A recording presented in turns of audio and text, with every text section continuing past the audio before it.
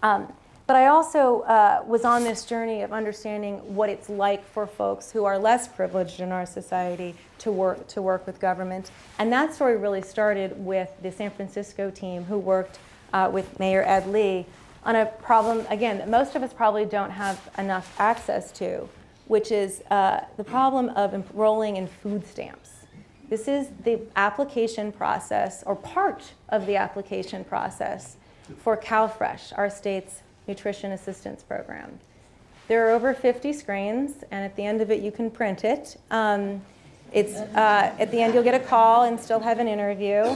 So this is part of the problem that they identified. But the problem that they were actually looking at is that if you make it through all of those several hundred questions, and actually get enrolled in the program and start receiving these benefits, you will get an EBT card that looks a lot like a credit card. And typically, you will be on it for about a month and a half, and then you will fall off the rolls. And this is extremely expensive for government because this is not easy on the user, but it's also not easy on the government bureaucrat who is processing these forms. So when you've spent all the energy to get someone enrolled and they fall right off and have to do it all over again, it's a very inefficient process. They say, could you help us with this problem of churn?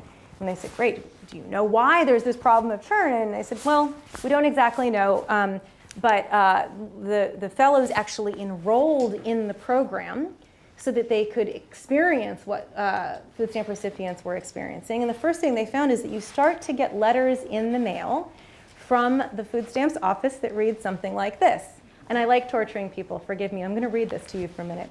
Your food stamp benefits in this quarter did not change as a result of the documents/information that we received because it would not have resulted in an increase in benefits.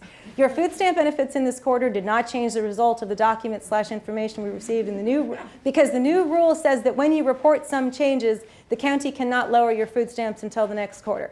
The county has refigured your food stamps using information you reported, and the food stamp amount does not go. It goes on and on like this. There's pages of these things, and you get them really often. Now, somewhere embedded in one of these letters is the notice that you're supposed to send them some additional piece of documentation or they're going to drop you from the rolls. And no one reads the letters. And if you do read the letters, you don't know that that's what they're asking for. And this is why people were falling off the rolls. Did I torture you enough? Do you want me to keep reading?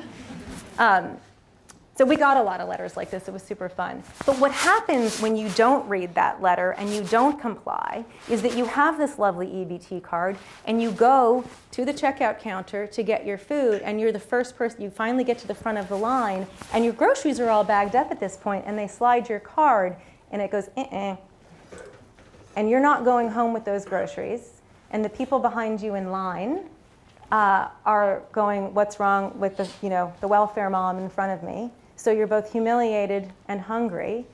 And the data show that a significant proportion of food stamp benefits are spent at midnight on Wednesdays because that's when the EBT cards are recharged.